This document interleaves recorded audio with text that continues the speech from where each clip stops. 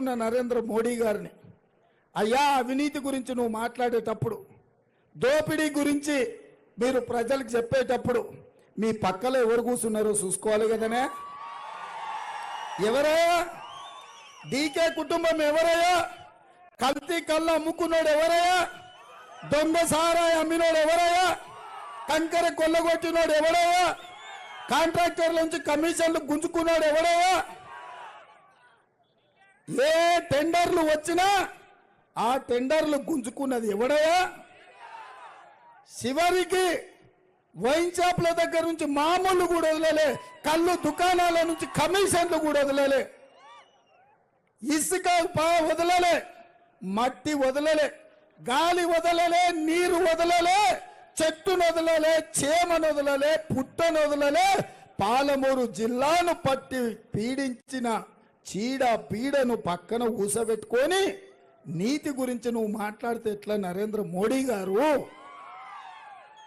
మీకు తెలియదా డీకే చరిత్ర ఏందో? ఈ జిల్లాని రాష్ట్రాన్ని దోచుకున్న వివరాలు మీకు దగ్గర లేవా?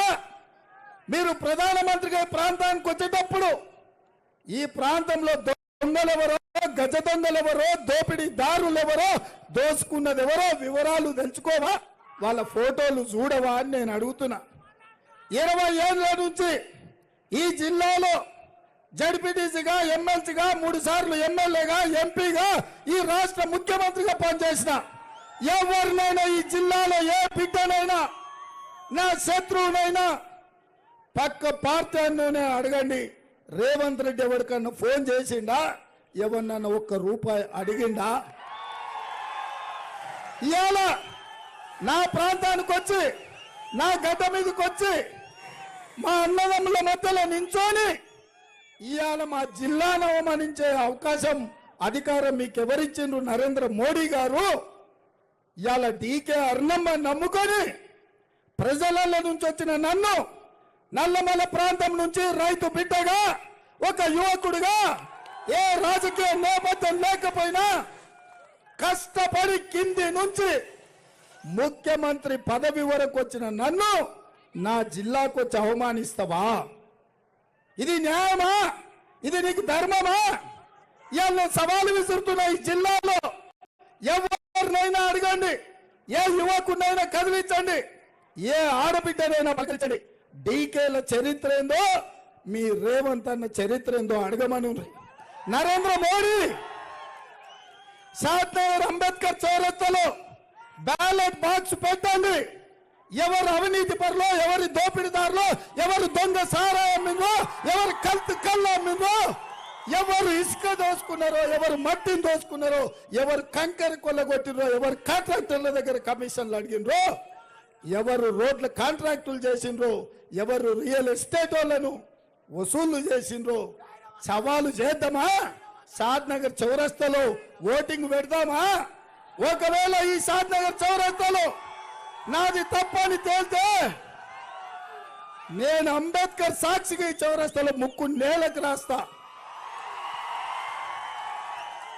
ఒకవేళ డీకే కుటుంబమే, కేడీ కుటుంబమని దొంగలు, దోపిడీదారులు అంటే 4 కోట్ల తెలంగాణ ప్రజలకు మీరు క్షమాపణ చెప్పాలి. నరేంద్ర మోడీ గారు, మీరేదో ఆశామాష అనుకుంటున్నారు, అల్కగా ఏదైనా అనొచ్చు అనుకుంటున్నారు. ఇది మీ గౌరవానికి మంచిది కాదు, మీ హోదాకి గౌరవం తెచ్చిపెట్టదు. మీరు ఈ దేశ ప్రధానమంత్రి, మీరు మాట్లాడేటప్పుడు, మీరు ఆరోపణ చేసేటప్పుడు చూడండి ఎవరు ఎక్కడి నుంచి వచ్చిందో, ఎవరి చరిత్ర ఏందో కనుక్కోండి. ఇవాళటి వరకు కార్యకర్తల కష్టంతో, కార్యకర్తలు తమ చెమటను తమ రక్తాన్ని చెమటగా మార్చి దారబోసి, వాళ్ళు 3 రంగుల జెండా పోసి భుజాల మీద ఎత్తుకొని ఈ ముఖ్యమంత్రి కుర్చీలో కూసబెట్టిండ్రు. ఇది నా గొప్పతనం కాదు, మా కార్యకర్తల కష్టం అని చెప్పి నేను చెప్తున్నా. మీరు చేసిన అవమానం నన్ను కాదు, నా పాలమూరు బిడ్డలను అవమానించిండ్రు, నా కుటుంబ సభ్యులను అవమానించిండ్రు. మా పాలమూరు గడ్డ మీద తులసి వనం లాంటి ఈ పాలమూరులో కొన్ని గంజాయి మొక్కలు మొలిచినాయి. గడీల నుంచి వచ్చిండ్రు, ఇవాళ బంగ్లా రాజకీయాలు చేస్తుండ్రు. పొద్దుపూట బీఆర్ఎస్ బీజేపీ వేరే వేరే అంటారు, చీకటి అయితే వాడే వీడు వీడే వాడు.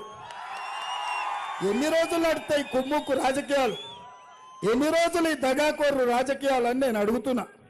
మా షాద్నగర్ యువకులు, మా కాంగ్రెస్ పార్టీ కార్యకర్తలు హుషారు కాదనుకుంటున్నావా?